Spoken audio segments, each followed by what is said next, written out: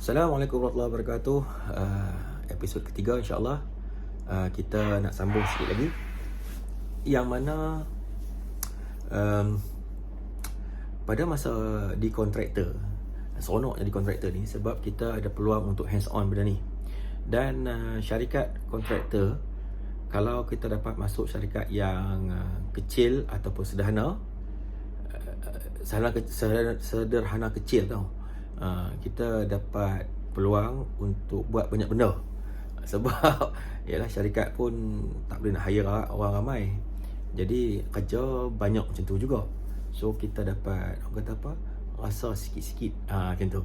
Sebab dia ada kaitan dengan, walaupun kita belajar engineering dengan calculation, dengan trigonometrinya, dengan apa DY, DX lah kan, segala hukum tak hukum lah, apa semua kan, apa nama ni, macam-macam lah yang fizik dulu kita belajar sikit-sikit tu kan. So nanti bila kita dah masuk kontraktor, kerja dengan kontraktor, ada juga benda-benda yang kita kena tengok, basically in term of project management. Macam mana kita, bila kita dapat satu-satu project untuk kita handle, kita nak tengok dari segi procurement, dari segi barang-barang, kita kena get to know apa yang project tu perlukan. Okey, sebagai satu analogi mudah untuk faham, bila kita sebut project ni, dia macam ni. Okey, kita bayangkan kita nak buat sebiji rumah. Okey, kita nak buat sebiji rumah. So nak buat sebiji rumah tu, kita perlukan arkitek. So arkitek akan mereka bentuk design seperti mana klien nak. Rumah bentuk 4 segi ke, 3 segi ke, kan, pentagon ke, igloo ke, kan, terbalik pusing belah sana ke, macam mana ke. So arkitek akan design benda tu. Kemudian, dan dia akan dalam pada masa sama, dia akan memanggil jurutera civil, jurutera electrical, jurutera mechanical untuk tengok.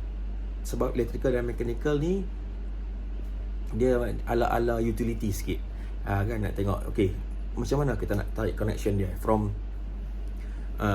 power supply untuk elektrik, dan telecommunication untuk ni lah kan, sekarang ni dah ada unify wifi semua tu lah kan. Kemudian dari segi mechanical pula, tengok macam mana dia punya piping dari segi sanitary dia, dari segi macam toilet tu, piping dia lalu kat mana. Kemudian dia tangki air dia macam mana, nak letak dekat area mana, bahagian mana, macam tu. Kemudian nak suit benda tu juga, jurutera civil diperlukan. Pasal apa? Sebab dia nak tengok, paling simple dia nak tengok structure wise, benda tu okey tak, boleh tak tampung beban yang kita masukkan tadi. Contohnya nak buat bangunan, rumah kita nak buat tadi tu 5 tingkat rumah kita tu kan, rumah yang nak buat 5 tingkat. So nak tengok structuring macam mana kan, sama dia nak pakai piling ke, nak pakai rough foundation ke. Jurutera civil akan look into detail, dari segi tanah by itself, dia punya tu soil tu macam mana, sesuai tak sesuai kan. Dan benda tu pula sebenarnya dibincang di peringkat konsultan tadi kan, gitu. Dan mereka akan berbincang, mereka akan decide. Proses dia panjang lah, sebab dia ada berkaitan dengan kos. Bila sebut kos di sini, kita perlu khidmat daripada quantity surveyor, juru ukur bahan. Dia akan melihat dari segi untuk kos.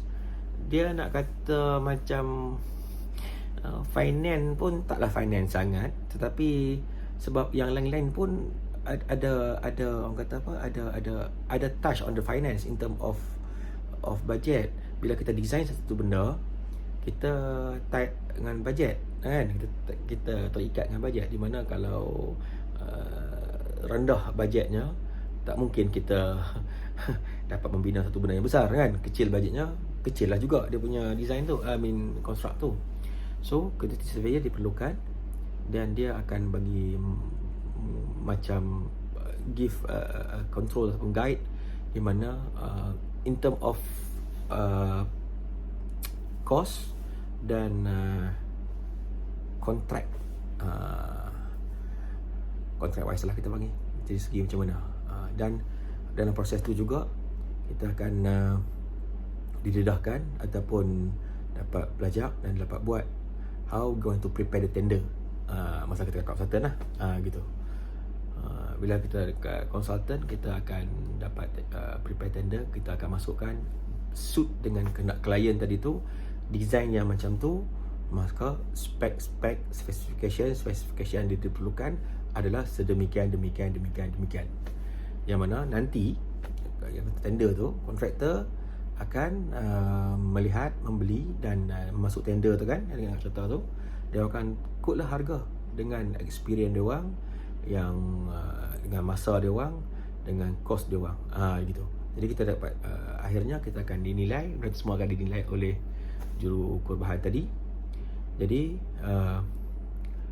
barulah di award kepada kontraktor yang berjaya lah beat that particular tender. Then from there barulah kita start buat projek lah. Kita bina lah rumah yang kita cerita tadi ni. Okay, kita jumpa lagi insyaAllah. Assalamualaikum.